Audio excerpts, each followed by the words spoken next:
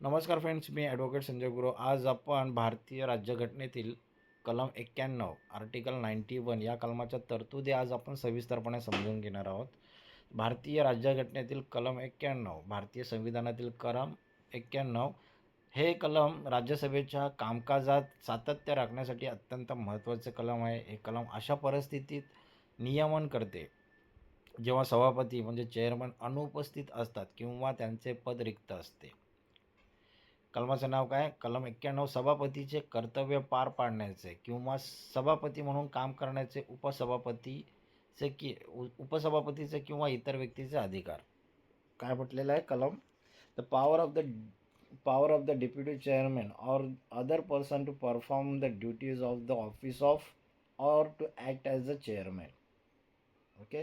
कलमाचं व्याख्या काय? जेव्हा सभापतींचे पद रिक्त असेल किंवा ज्या काळात राष्ट्रपती म्हणून कार्य करत असतील तेव्हा उपसभापती सभापतींचे कर्तव्य पार पाडतील. जर उपसभापतींचे पदही रिक्त असेल तर राष्ट्रपतींनी नियुक्त केलेला राज्यसभेचा सदस्य ती कर्तव्य पार पाडेल. काय म्हटलेलं आहे?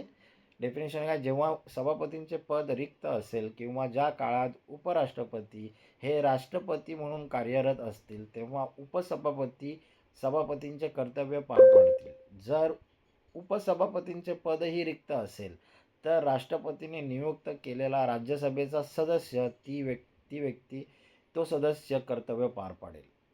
अशी तरतूद या कलमामध्ये दिलेली आहे. सोप्या शब्दात समजून घ्या. राज्यसभेचे सभापती जे भारताचे उपराष्ट्रपती असतात, जर काही कारणास्तव उपलब्ध नसतील तर सभागृह कोण चालवणार याचे उत्तर कलम 91 देते. उपसभापतींची भूमिका काय? तर उपसभापतींची भूमिका, सभापतींचे पद रिक्त असल्यास किंवा ते राष्ट्रपती म्हणून काम करत असल्यास उपसभापती सभापतींची सर्व कामे पाहू शकतात, करतात. दोन्ही पदे रिक्त असल्यास काय? जर सभापती आणि उपसभापती दोन्ही उपलब्ध नसतील तर राष्ट्रपती राज्यसभेच्या सदस्यांपैकी एकाची नियुक्ती तात्पुरती कामकाज पाहण्यासाठी करतात. अनुपस्थिती, अब्सेन्स.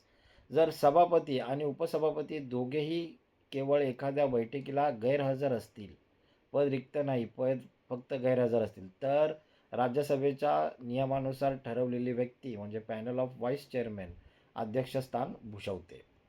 तर अशी तरतूद या कलमामध्ये केलेली आहे. हे कलम का बरं अस्तित्वात आलेलं आहे? राज्यसभा हे कायमस्वरूपी सभागृह परमनंट हाऊस आहे.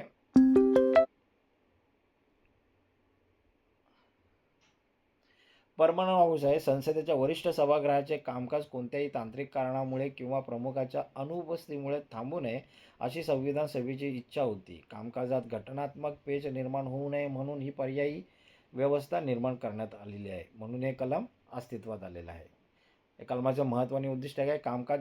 कामकाजाचे सातत्य, सभागृहाचे कामकाज विनाव्यत्यय चालू ठेवणे, संविधानिक आदेश, सभापती नसतानाही त्यांच्या अधिकारांचा वापर कायदेशीररित्या कोणाला करता येईल हे स्पष्ट करणे, अधिकार प्रदान करणे, उपसभापतींना त्या काळात सभापतींचे सर्व अधिकार आणि अधिकारिता ज्युरिडिक्शन प्रदान करणे. कलमाचे उल्लंघन, शिक्षा आणि उपाय. Violation and remedies. या कलमाचे उल्लंघन सहसा होत नाही कारण ही एक प्रशासकीय तरतूद आहे. मात्र जर अनधिकृत व्यक्तीने अध्यक्षस्थान भूषवले तर त्या काळातील कामकाज अवैध ठरू शकते. उपाय काय?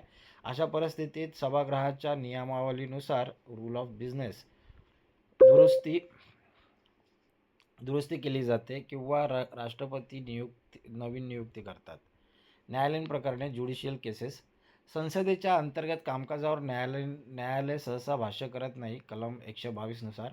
तथापि सभापतींच्या अधिकारांच्या वापराबाबतच्या प्रकरणामध्ये, उदाहरणार्थ सदस्यांचे निलंबन किंवा पक्षांतर बंदी कायदा,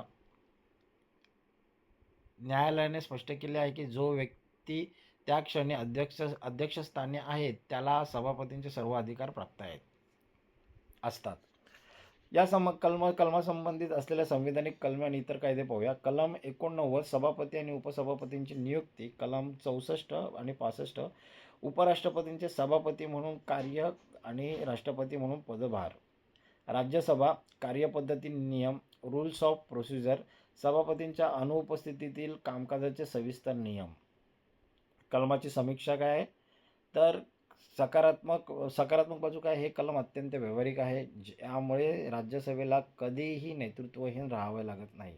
नकारात्मक बाजू काय, काही वेळा टीका केली जाते की राष्ट्रपतींनी सदस्याची नियुक्ती करण्याऐवजी राज्यसभेला स्वतःचा हंगामी अध्यक्ष निवडू द्यावा, जेणेकरून सभागृहाची स्वायत्तता जपली जाईल. तर अशी ह्या कलमाची समीक्षा करता येईल. निष्कर्ष काय, हे कलम राज्यसभेच्या कामकाजाचा बॅकअप आहे. हे सुनिश्चित करते की देशाच्या वरिष्ठ सभागृहाचे अध्यक्षपद कधीही रिक्त राहणार नाही आणि संसदीय लोकशाहीची चक्रे सतत फिरत राहतील. काय म्हटलेलं आहे, कलम 91 हे राज्यसभेच्या कामकाजाचा बॅकअप आहे. हे कलम सुनिश्चित करते की देशाच्या वरिष्ठ सभागृहाचे अध्यक्षपद कधीही रिक्त राहणार नाही आणि संसदीय लोकशाहीची चक्रे सतत फिरत राहतील.